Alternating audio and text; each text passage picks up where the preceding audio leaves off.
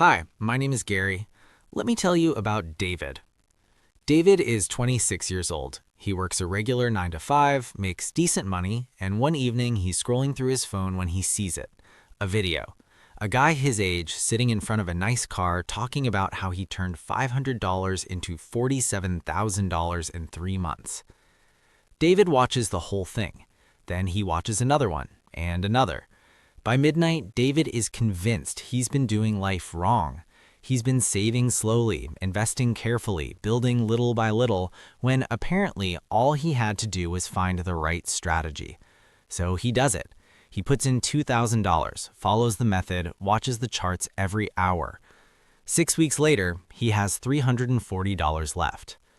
Now here's the part that should make you uncomfortable. David didn't fall for a scam. Nothing he did was illegal. The platform was real, the investment was real, and the guy in that video, he probably did make that money. So what exactly went wrong? Here's the thing about get-rich-quick traps.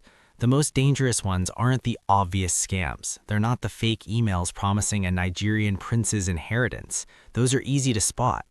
The dangerous ones are the legal ones, the popular ones, the ones your coworker mentions at lunch, the ones you see on legitimate financial platforms, the ones that have real success stories attached to them. And they're dangerous precisely because they feel reasonable. There's a psychological principle called social proof. When we see other people succeeding at something, our brain interprets that as evidence that it works. It's a shortcut our minds use to make decisions faster. In most areas of life, it's helpful. If everyone at the restaurant is ordering the Jalaloo chicken, it's probably good. But in the world of money and investing, social proof becomes a trap because you're only seeing the winners. You never see the Davids. This is called survivorship bias, and it is quietly one of the most expensive mental mistakes you can make with money. Let me break this down with a simple example. Imagine 1,000 people all flip a coin 10 times in a row. Statistically, a small number of them will get heads 9 or 10 times. Now imagine those people post videos about their coin flipping strategy. They talk about their technique, their mindset, their method. People watch and think, wow, this person really knows how to flip coins. But they were just lucky. This is essentially what happens with a lot of short-term trading. Penny stocks, options trading, and crypto speculation. Not all of it, but a significant chunk of what gets promoted online. The people who got lucky early make content.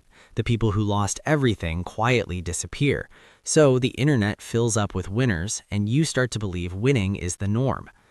Now, let's talk about the actual math, because this is where it gets really important. Say you put $1,000 into a highly speculative trade. It drops 50%. Now you have $500. To get back to 1,000, you don't need a 50% gain. You need a 100% gain. That's just how percentages work. Losses hurt more mathematically than gains help. This is why the get-rich-quick path so often turns into the get-poor-fast reality. One bad trade doesn't just set you back a little, it can cut your capital in half, and then your road to recovery just doubled in difficulty. And here's the psychological layer that makes it worse. When people lose money on a speculative bet, most of them don't stop. They double down, because now they're emotionally attached to getting their money back. This is called loss aversion combined with the sunk cost fallacy. Your brain says, I already lost $500. I can't just walk away. So you bet more, and the cycle continues. The trap isn't just financial, it's psychological. It's designed, sometimes intentionally, to keep you playing. Let's name some of the most common legal get-rich-quick traps, because vague warnings aren't helpful. Specific ones are. Number 1, day trading. Day trading is the practice of buying and selling stocks or assets within the same day, trying to profit from small price movements. It sounds logical. Prices move every minute. If you can just catch the right moves, you make money constantly, right?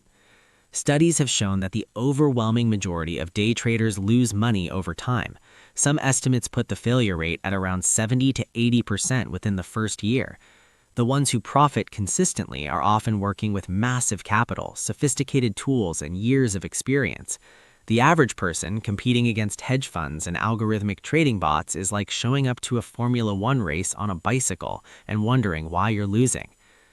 Number 2, options trading for beginners. Options are financial contracts that let you bet on whether a stock will go up or down by a certain date. They sound exciting because the potential returns can be enormous. And yes, some people do make life-changing money from options. But options are also time sensitive. If the stock doesn't move the way you predicted within the time frame you chose, your investment expires worthless. Zero. Not down 20%. Zero. And most beginners don't fully understand this going in. Number 3, crypto speculation disguised as investing. Let me be clear. Blockchain technology is real, and some cryptocurrency investments have genuine long-term cases behind them. But a lot of what gets promoted online isn't investing, it's speculation. Buying a coin because someone on social media said it's about to explode is not a strategy, it's gambling with extra steps. The reason this trap is so powerful is because the success stories are real. Someone did turn $500 into $50,000 on a random coin. That person exists. But for every one of them, thousands of people bought in after the hype peaked and watched their money evaporate. Number 4, high-fee passive income courses and systems. This one's subtle. Someone sells you a course on how to build passive income. The course costs $997. The method inside the course involves effort, skill, and time you weren't told about up front. And the main person making passive income from the course is the person selling you the course. That's not passive income, that's marketing. Here's the deeper truth that most people never talk about. The entire get-rich-quick industry is built on one very real human emotion: impatience.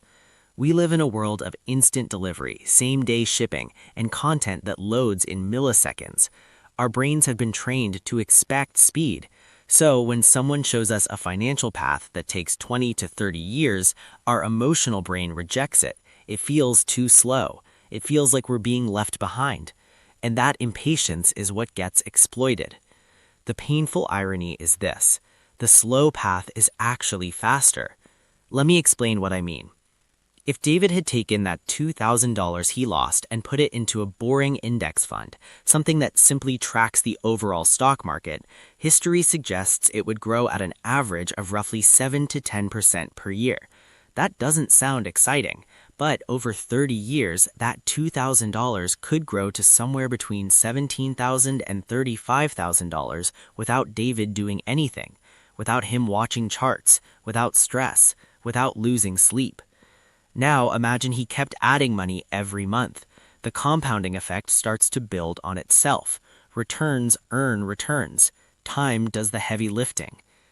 The get-rich-quick trap convinces you that slow growth is the same as no growth. It's not. Slow growth, sustained over time, is how most real wealth is actually built. Warren Buffett, one of the most successful investors in history, made roughly 97% of his total wealth after the age of 65, not because he found a secret shortcut, because he started early and let time work. The boring strategy, applied consistently, produced extraordinary results. So what do you actually do with this? First, change your definition of what working is. In the get-rich-quick world, something works if it produces massive returns fast.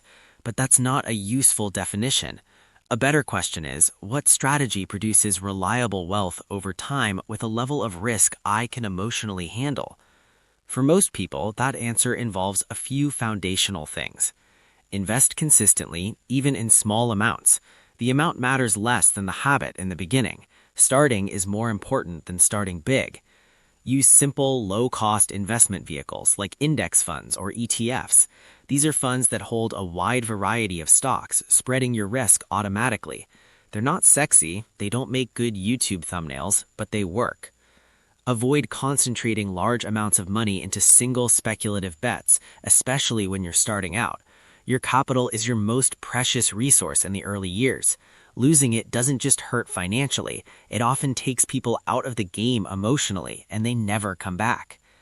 And finally, be deeply suspicious of anything that promises quick results with little effort or risk. Real investing involves real trade-offs. If someone is hiding the risk from you, they're not doing you a favor. They're selling you something. The best financial content doesn't make you feel like you've been missing out. It makes you feel calm, informed, and in control. Let's go back to David for a second. After losing most of his money, David did something that most people don't. He sat down, got quiet, and asked himself an honest question. Was I trying to invest, or was I trying to feel like I was winning? And the answer was uncomfortable. He wasn't really investing. He was chasing a feeling. The feeling of being smart, of finding a shortcut, of not having to wait. That feeling is exactly what the get-rich-quick industry sells, not returns, a feeling. Once David understood that, everything shifted. He started investing slowly. Boring amounts, boring funds, boring consistency. 2 years in, he hasn't become a millionaire. But his money is growing. He's not stressed, and he's not losing sleep over charts at 2 a.m. That might not make a great YouTube thumbnail, but it might just be the most important financial decision he ever made. Here's the thought I want to leave you with. The wealthiest people in the world didn't get there by finding the fastest lane. They got there by staying on the road longer than everyone else. The get-rich-quick trap isn't really about money. It's about patience, and the people who learn to build it, quietly, unglamorously, one consistent decision at a time, are the ones who actually end up rich. Not quick, just rich. If this gave you something real, the like button is how you tell the algorithm to keep pushing content like this to people who actually need it, not just people chasing the next hot tip. Subscribe if you want a channel that runs the math first and skips the sales pitch entirely. Quick note, I'm not a financial advisor, and nothing in this video is financial advice. This is education. Everything you do with your money is your decision, your responsibility, and ultimately, your future.